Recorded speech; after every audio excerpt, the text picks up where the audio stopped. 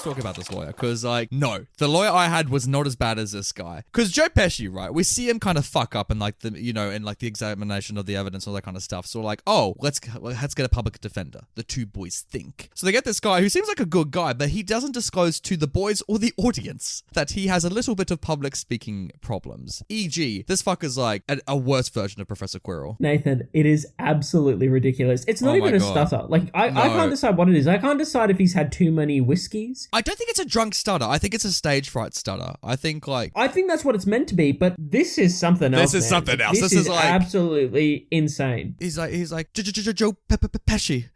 Such an honor to meet you. He has like slurs though. He's like,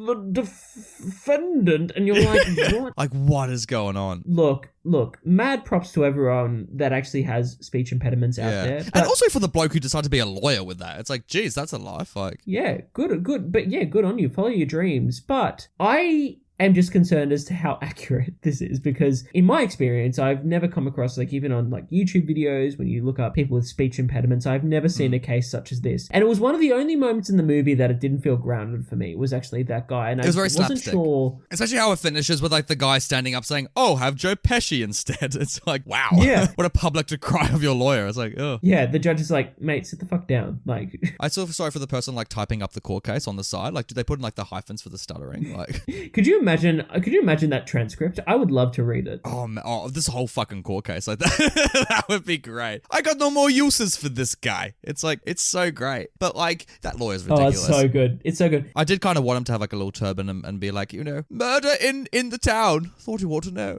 And then just collapse. So. I like the turn of Quirrell at the end. Joe Pesci's like Quirrell at the end when Voldemort's attached to the back of his head. Like, that's the juxtaposition between the two characters. It's like pre-Quirrell and post-Quirrell. So yeah, when Pesci's going at it, it's like he might as well be saying, what does he say when he's like, no boy, I tried to kill you. Yeah, that's it. No boy, I tried to kill you. He said that's so stone cold. He's like, oh no, what's he's like, master, you're not strong enough. Right before he takes off the turban. Master, you're not strong enough. I wish I just saw like Quirrell's face as like Voldemort was drinking the unicorn blood. Just like Quirrell's just like hanging out back. Doesn't he say something like, get back here? Like, because Harry like turn around and look in the mirror. Oh no, Voldemort's like, sees him. And like Quirrell does like the most like flamboyant click, like as the fire comes up. Like he does a little like... Yeah.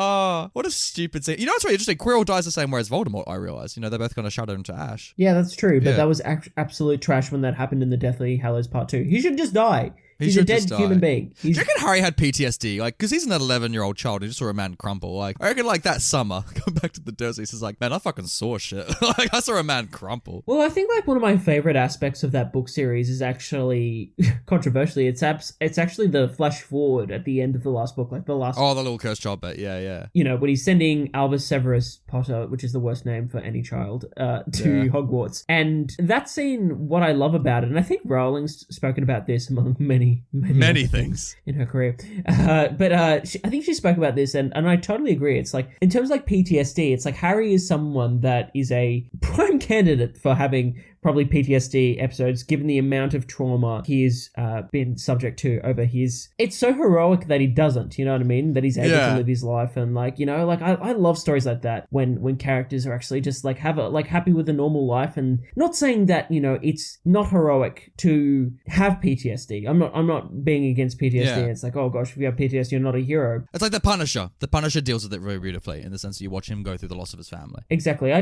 just like stories that accommodate that into them. There's no PTSD in My Cousin Vinny, though. Or maybe there is. But that's why I would like to see a courtroom drama set in the Harry Potter universe, you know? Like, I feel like Vinny would be very welcome there. We do get Order of the Phoenix a little bit, like... Yeah, we only get a taste of it, but even in Goblet of Fire, when we have the flashback to... Hello, father.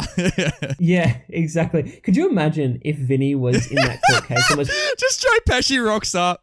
Hello, father. I'm not your fucking father. I'm done with this guy. Yeah, I'm done with this bozo.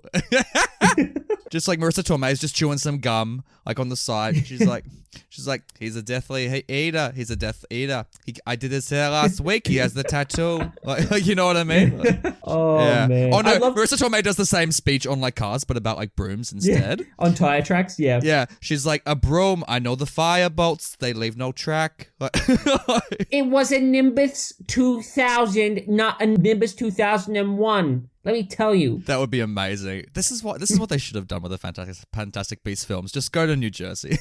I would have loved to have when Harry rocks up to court over his use of magic underage outside of Hogwarts when he defends Dudley from the Dementors. I would love that he rocks up to court and they're like, oh, there's no representation, and then Joe Pesci just rocks up. Like he just waltzes into court. I would love that. Even Marissa Tomei, she's like, the evidence that the Dark Lord has returned is incontrovertible.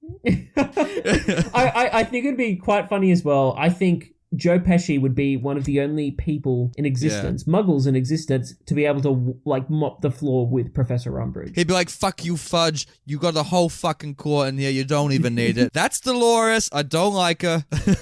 Everything this pink lady just said is bullshit. This is what Harry Potter needs.